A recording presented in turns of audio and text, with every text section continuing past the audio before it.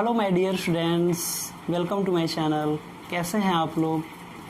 I hope all of you are good. मेरा नाम अखंड प्रताप सिंह है। आज हम लोग बात करने जा रहे हैं सीबीएसई के द्वारा किए गए बिग अनाउंसमेंट के बारे में, जो कि क्लास 10th और 12th तक के बच्चों के लिए बहुत ही इम्पोर्टेंट है, खास करके 2022 सेशन के लिए बच्चों के लिए इम्पोर्टेंट है। ठीक है, तो बिना देर किए आइए इस चीज़ को समझ लेते हैं। तो आप लोगों का जो एग्ज़ाम है वो अब दो पार्ट में बाइफरकेट हो चुका है, टर्म फर्स्ट और टर्म सेकंड। अभी तक जो एग्ज़ाम होता था, जो कि फरवरी मार्च के दौरान आप लोग देखते थे कि एक ही एग्ज़ाम होता था जो कि 3 आवर का होता था, अब उस एग्ज़ाम को दो पार्ट में बाइफरकेट किया जा चुका है। ठीक है, टर्म फर्स्ट और टर्म सेकेंड में। टर्म फर्स्ट में आप लोगों का नवंबर दिसंबर में होगा, और जो टर्म सेकेंड है आप लोगों का मार्च और अप्रैल में होगा। ठीक है, टर्म फर्स्ट और टर्म सेकंड के लिए आप लोगों का जो सिलेबस का जो डिवाइडेशन है, बाइफरकेशन है, वो 50-50% अप्रॉक्सीमेटली किया गया है। ठीक है ना। अब कौन से चैप्टर फर्स्ट पार्ट में आएंगे, कौन से चैप्टर सेकंड पार्ट में आएंगे, इसके बारे में भी सीबीएसई ने कोई गाइडलाइन जारी अभी तक नहीं किया है। जितनी जानकारी अभी तक सीबीएसई ने शेयर किया है, मैं आप लोगों के साथ शेयर कर रहा हूँ। ये जो आप लोगों का एग्जाम होगा, ये स्कूल या सेंटर्स पे हो सकते हैं। जैसे कि आप लोग को पता होगा कि बोर्ड एग्जाम अदर सेंटर पे भी होते हैं और होम सेंटर पे भी होते हैं। तो सीबीएसई के हिसाब से जैसे उसको सुविधा लगेगा, वो दोनों ऑप्शन अभी ओपन रखा हुआ है। स्कूल पे भी हो सकता है और सेंटर पे भी हो सकते हैं। लेकिन अगर मान लो कि ये स्कूल पे होता है, ठीक है ना, जैसे मान लो कि कोरोना की स्थिति थोड़ा बहुत ऐसी है कि आप लोग किसी अदर सेंटर पे नहीं जा पा रहे हो, अपने स्कूल पे जाने में सक्षम हो, तो उस केस में क्या होगा कि एक्सटर्नल एग्जामिनर आएगा। एक्सटर्नल एग्जामिनर का मतलब क्या होता है? जैसे आप लोग देखे होंगे कि जो सीनियर्स आप लोगों के बच्चे हैं, जो प्रैक्टिकल एग्जाम जब देते हैं तो एक एक्सटर्नल आते हैं और उनके ऑब्जर्वेशन के अंतर्गत सारे प्रोसेस को कंडक्ट कराया जाता है। वैसे ही एक्सटर्नल आएगा सीबीएसई के द्वारा, ठीक है ना, भेजा जाएगा और उसके ऑब्जर्वेशन के अंतर्गत सारे एग्जाम को कंडक्ट कराया जाएगा। ठीक है ना। ये जो एग्जाम होगा 90 मिनट का होगा और MCQ होगा। MCQ का मतलब मल्टीपल चॉइस क्वेश्चन होगा। मतलब मल्टीपल चॉइस क्वेश्चन का मतलब ये होगा कि इसमें कोई भी आप लोगों का ना तो लॉन्ग आंसर आएगा ना ही शॉर्ट आंसर आएगा। ठीक है ना। मतलब कोई डेरिवेशन आप लोगों को नहीं करना है।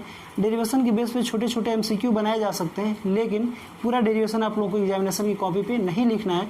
वो MR शीट भरना होगा अगर ऑफलाइन एग्जाम होता है तो। अगर ऑनलाइन होता है तो आप लोग कंप्यूटर पर टिक कर सकते हो। ठीक है ना।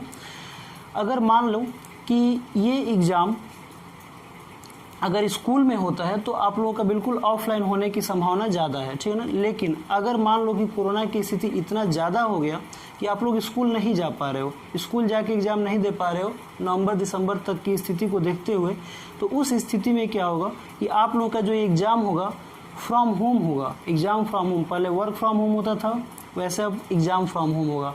और इसका जो मोड होगा एग्ज़ाम देने का, वो ऑनलाइन और ऑफलाइन दोनों के लिए अभी विंडो ओपन रखा है सीबीएसई ने। अभी बाद में डिसाइड कर देगा कि ऑफलाइन होगा या ऑनलाइन होगा। ठीक है ना। तो लेकिन जैसे ये एग्ज़ाम आप लोग घर से दोगे, आप लोगों का जो वेटेज होगा वो कम कर दिया जाएगा। मतलब कि जब आप लोग स्कूल या सेंटर पे जब ये एग्ज़ाम दे रहे होगे नवंबर दिसंबर में, तो इसका जो वेटेज होगा वो सेकंड टर्म और फर्स्ट टर्म में इक्वली डिवाइडेड होगा। लेकिन जब ये एग्ज़ाम आप लोग घर से दे रहे होगे तो इसके वेटेज को कम कर दिया जाएगा। कितना कम किया जाएगा इसके बारे में भी सीबीएसई ने कोई रिवील नहीं किया हुआ है। ठीक है ना। अब हम लोग समझ लेते हैं सेकेंड टर्म में। तो सेकेंड टर्म आप लोगों का मार्च अप्रैल में होगा। बिल्कुल सिलेबस का 50% बाइफरकेशन किया हुआ है। लेकिन ये जो है 2 आवर का सब्जेक्टिव पेपर होगा। सब्जेक्टिव का मतलब एज इट इज़ जैसे पहले होता था वैसे ही अभी भी होगा। ठीक है ना। इसमें भी वैसे ही केस स्टडी से रिलेटेड क्वेश्चन पूछे जाएंगे, शॉर्ट आंसर पूछे जाएंगे, लॉन्ग आंसर पूछे जाएंगे। ठीक है ना।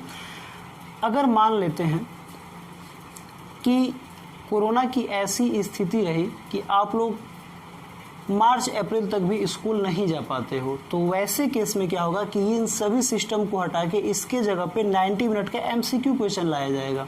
और फिर से आप लोग जैसे टर्म फर्स्ट में दिए हो MCQ क्वेश्चन, वैसे ही टर्म सेकंड में भी आप लोग एग्जाम देते हो। ठीक है ना।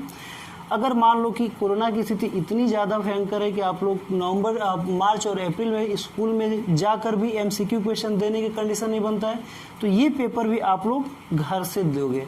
जैसे कोरोना की स्थिति में नवंबर दिसंबर में आप लोग घर से दे रहे होगे, वैसे ही मार्च अप्रैल में भी आप लोग घर से दोगे। या भी ऑफलाइन या ऑनलाइन दोनों में से कोई भी हो सकता है। ठीक है ना। लेकिन जो आप लोगों का जो फाइनल रिजल्ट बनेगा वो सिर्फ़ और सिर्फ इन दोनों एग्ज़ाम के बेस पे नहीं बनेगा। मतलब कि जब आप लोग कोरोना की इतनी भयंकर अगर स्थिति आती है और आप लोग दोनों एग्ज़ाम अगर घर पे देते हो तो उन दोनों एग्ज़ाम को सिर्फ ध्यान में रखते हुए आप लोगों का रिजल्ट नहीं बनेगा।